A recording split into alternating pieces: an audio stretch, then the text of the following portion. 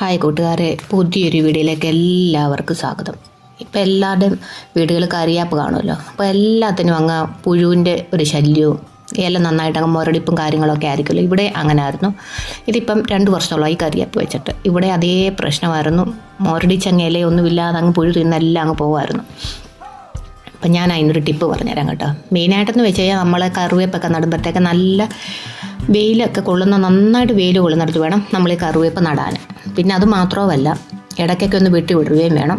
പിന്നെ നമ്മൾ കറിവേപ്പില എടുക്കുമ്പം മണ്ട ഒടിച്ച് വേണം എടുക്കട്ടെ. മണ്ട ഒടിച്ചെടുക്കുമ്പോൾ നന്നായിട്ടത് പൊട്ടിക്കിളിക്കുകയും ചെയ്യും. അപ്പോൾ ഞാനൊരു ടിപ്പ് പറഞ്ഞാൽ ഞാൻ ഉപയോഗിക്കുന്നത്.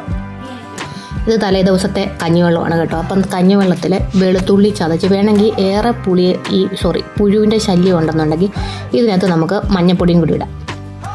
ഇത് വേണമെങ്കിൽ തലേദിവസം തന്നെ നമുക്ക് കഞ്ഞിവെള്ളത്തിൽ വെളുത്തുള്ളി വേണമെങ്കിൽ മഞ്ഞപ്പൊടി, ഞാനും മഞ്ഞപ്പൊടി ഇട്ടില്ല, വെളുത്തുള്ളിയുണ്ട്. അപ്പം ചതച്ച് നമ്മൾ എടുത്ത് വെച്ചിട്ട് പിറ്റേ ദിവസം അതിൻ്റെ ഇരട്ടി വെള്ളം ഒഴിച്ച് സ്പ്രേ ചെയ്താലും മതി, അത് നല്ലതാണ്.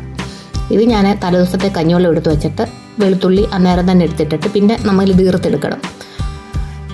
സ്പ്രേ ചെയ്യുകയാണെന്നുണ്ടെങ്കിൽ നമ്മൾ ഇത് ഈർത്ത് വേണം എടുക്കേണ്ടത്, അല്ലെന്നുണ്ടെങ്കിൽ അല്ലാതെ കൈ കൊണ്ട് കുടഞ്ഞാലും മതി. ഇത് കഞ്ഞിവെള്ളം എടുക്കുന്നതെന്ന് വെച്ച് കഴിഞ്ഞാൽ കഞ്ഞിവെള്ളത്തിനൊരു പശ പോലെ ഉണ്ടല്ലോ, അന്നേരം ഈ ഒരു വെളുത്തുള്ളിയുടെ അതൊക്കെ നന്നായിട്ട് ആ ഇലയിലും ആ ഒരു തണ്ടയിലുമൊക്കെ നന്നായിട്ട് പിടിച്ച് നിൽക്കാനാണ് നമ്മൾ മെയിനായിട്ട് കഞ്ഞിവെള്ളം എടുക്കുന്നത് തന്നെ. അന്നേരം നമുക്കിത് നന്നായിട്ട് ഞാൻ ഒരു കൈ ക്യാമറ പിടിച്ചിരിക്കുന്നതുകൊണ്ടാണ് എടുക്കാൻ പറ്റുക. ഞാനിങ്ങനെ സ്പ്രേ ചെയ്യും. അല്ലെന്നുണ്ടെങ്കിൽ നമുക്ക് നന്നായിട്ട് അങ്ങ് തളിച്ചു കൊടുത്താണ് ബാക്കിയുള്ള വെള്ളം നമുക്കതിൻ്റെ ചുവട്ടിൽ ഒഴിക്കാം. പിന്നെ പച്ചച്ചാണകം ഒന്നും ഇടുകയേ ചെയ്യരുത്. പച്ചച്ചാണകമൊക്കെ ഇട്ട് കഴിഞ്ഞാൽ പെട്ടെന്ന് അത് പുഴുത്തു പോകാൻ ചാൻസ് ഉണ്ട്.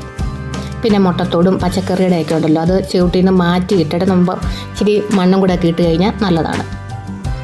അന്നേരം ഇവിടുത്തെ ഇങ്ങനെയാണ് ഞാൻ ചെയ്യുന്നത്. ഇവിടെ മാവും ഉണ്ട്. അന്നേരം മാവിന് ഞാൻ ചെയ്ത് മാവുന്നുണ്ട്, ഒരു മാങ്ങ ഉണ്ടായിട്ടുണ്ട്, അതാകുമായിരിക്കും.